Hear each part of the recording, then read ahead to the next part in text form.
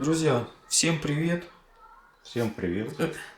Снова Костя, его аквариум. Задевайся. Да, я тут за кадром. Вот аквариум. Многие тут пророчили закисание грунта, типа большой слишком слой. Ну видите, все нормально, разрослось тут. Ого, будем это сейчас пропалывать. Дядя Вася будет прополывать. Он мне приехал мастер-класс дать, сказал, я Мы тебе покажу, работали. как надо. Ну вы же Научит понимаете, меня. что Костя шутит. Я такой не говорил, потому что я не умею стричь. Ну, сейчас будем что-нибудь из этого делать. Ну и что касается вот аквариума, то, что он без фильтра. Ну, точнее, там есть перемешивание воды с помощью вот этого рюкзачка. Вот оно перемешивается, но в нем нету никакого наполнителя. Просто создается течение, ничего более. Пустой. Мы об этом коснулись в прошлых видео, вернее в прошлом видео. И так об этом говорили. Но сейчас Костя расскажет, почему он выбрал именно эту методику и чем она хороша. А я буду критиковать и скажу, чем мне не понравилось. Мне он понравился тем, что природно. Просто тут нет никакой принудительной фильтрации. В прошлом видео там в комментариях все зацепили за слово губка. Ну, губка это просто подразумевает, что вода проходит какую-то принудительную фильтрацию. Это не обязательно губка должна быть, это может быть там керамика, там наполнение, там всякое. Там многие циолит, там еще что-то используют. Просто надо, чтобы вода свободно проходила. Именно, чтобы не было принудительной фильтрации. Самое главное, по этой методике. Также по этой методике это должен быть травник. У растений должна быть более-менее приемлемая корневая система. И должен быть мелкий грунт. Это лучше всего песок с фракцией именно 0,4-0,8 мм. А почему именно такая фракция? Многие просто не понимают, думают, это закиснет. Но по этой технологии это ж наоборот плюс, то что такой По грунт. этой технологии, да, это наоборот плюс. Это, во-первых, для любой корневой системы, ну, по теории Йохима это считается самая благоприятная для корневой системы фракция. То есть корни там хорошо цепляются, хорошо распределяются по такой... Легче Им, да, им расти. просто легче расти в такой фракции.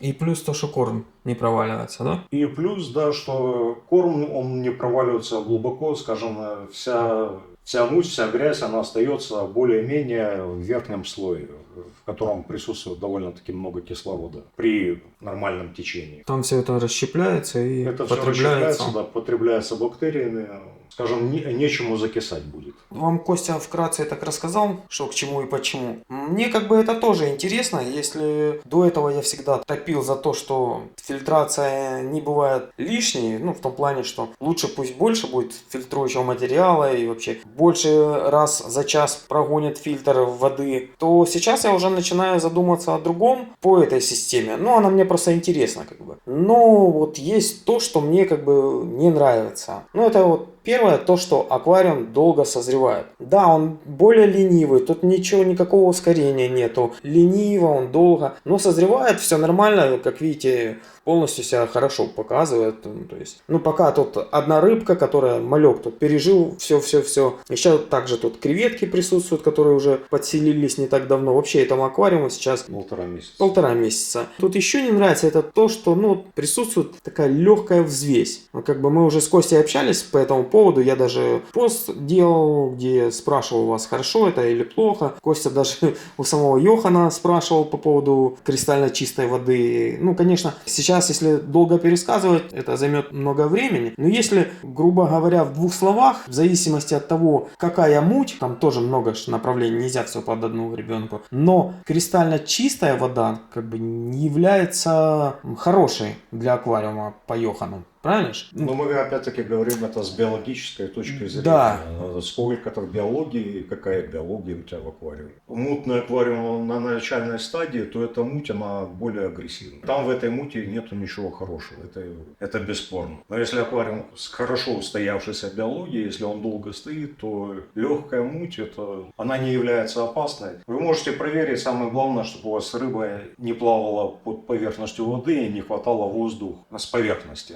Скажем так. Если рыба не плавает, то эта муть, она биологически, она не мешает абсолютно, она наоборот полезна. Если же у вас идет какая-то вспышка, появилась муть, и рыба вся на поверхности воды, то да, эта муть тогда уже агрессивная, она неправильная, скажем так. Это если коротко. честно говоря, думал по этой технологии, что можно вообще уйти от водорослей. Вот что их не будет. Что-то новенькое, думаю, в аквариумистике. Во-первых, сколько должен прогонять фильтр, просто помпа, даже не фильтр, просто помпа. Без фильтрующего материала по Йохану, ну это один, да, там 2 раза.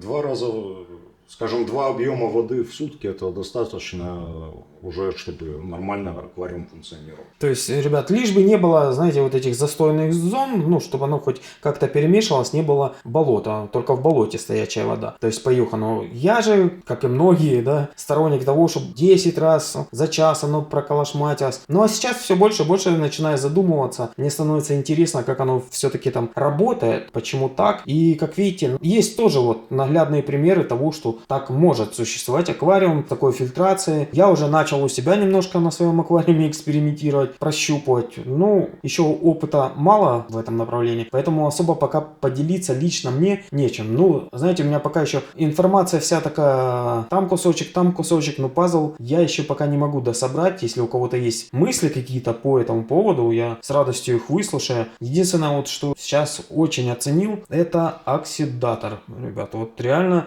увидел разницу. А еще хочу впоследствии сделать видео, вначале попробую, посмотрю, как это все работает, по поводу органики. Вот все же мы слышали, что такое органика, у всех оно на слуху, ну как это и что это, как его пощупать и понять. Если она в аквариуме у вас, хорошо ли работает фильтрация или нет, ну мало кто может это сделать. Вот есть один вариант, интересно. Я попробую и впоследствии вам расскажу. Думаю, вам тоже будет интересно. Но обязательно, конечно, на Костиных это все проверим, аквариумах. Я на своем, на Костиных. Посмотрим, хорошо ли работает действительно фильтрация вот таких аквариумов. Вот тоже, Кость, скажи, сам принцип того, что когда губка забивается, то бактериям не хватает тем, что в грунте. Да, у тебя все бактерии полезные, якобы, они все сидят у тебя в губке. И просто все эти бактерии, они все, что у тебя есть в воде, все питательные вещества, они ее все вынимают, они все потребляют уже фактически в фильтре. Бактериям в грунте им просто не хватает питания для нормального развития, скажем так,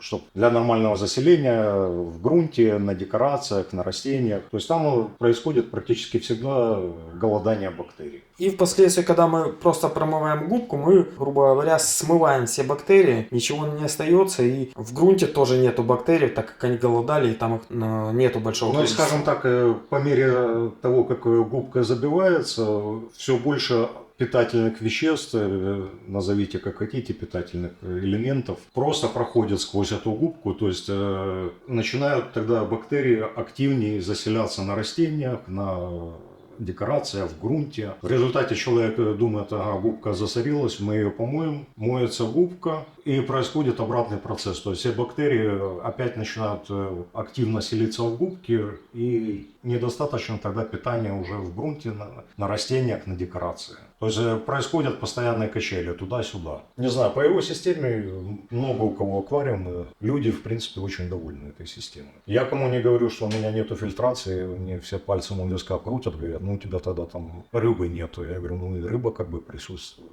Ну значит там мало рыбы. Ну. Если верить со слов тех, кто тоже содержит по этой системе, то такие аквариумы, они способны выдерживать куда большую нагрузку по рыбе, перекорму, чем аквариум с губкой. Вот тоже, что мне очень интересно, как бы, и почему вот я стараюсь тоже это все пощупать. Для меня это новая информация, которая еще пока до конца не понятна. Поэтому тоже осваиваю. Ну, да, но надо тоже учитывать, что аквариумистика, она многогранна, разная, и поэтому не надо это все преувеличивать.